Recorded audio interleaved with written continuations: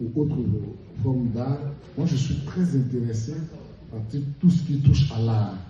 Donc, et quand l'art vient à toi et que tu peux apporter une petite contribution à son rayonnement, tu n'as pas le droit de te débiner. Donc, pour toutes ces raisons, ces trois raisons combinées, je me devais donc d'accorder mon parrainage à cette dédicace. C'est avec plaisir que je l'ai fait et je voudrais profiter de l'occasion pour féliciter vraiment chaleureusement l'ensemble des auteurs. L'ouvrage est beau et je pense que vous aurez la chance tout à l'heure de le recevoir,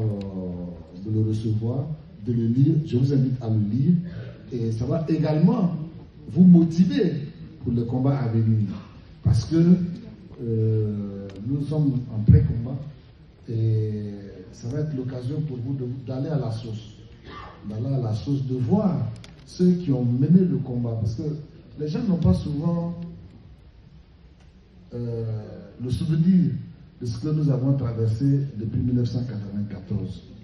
Je vous assure, je vous le dis, j'ai la chair de poule, on a traversé des moments particulièrement difficiles. Il y a des militants du RDR et j'ai des proches dedans qu'on a attrapés par les bras et les pieds, qu'on a passés au-dessus du feu. Ils sont arrivés au siège du RDR, quand on met la main sur le corps, la peau descend jusqu'en bas. On a connu cela. Je parle de cela avec beaucoup d'émotion. Et il y a des gens à qui on a fait passer le fer à chauffer à blanc sur le corps. Il y a un imam à qui on a brûlé la barbe.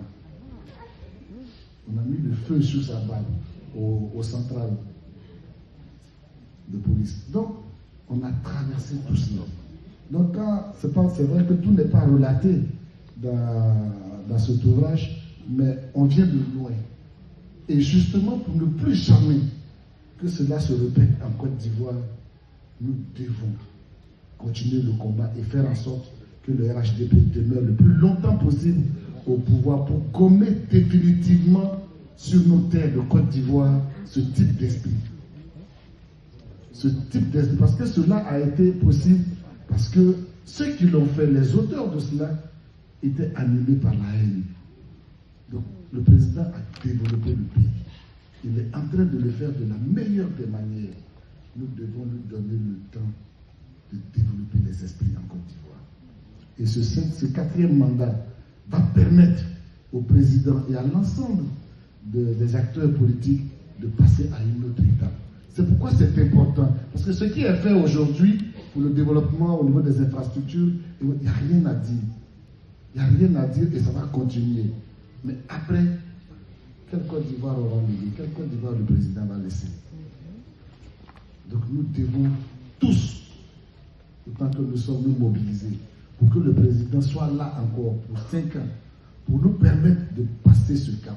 De sorte que, après lui, que plus jamais la haine n'habite les Ivoiriens, plus jamais un Ivoirien ne s'attaque à un autre, sous juste le prétexte de la différence de position politique.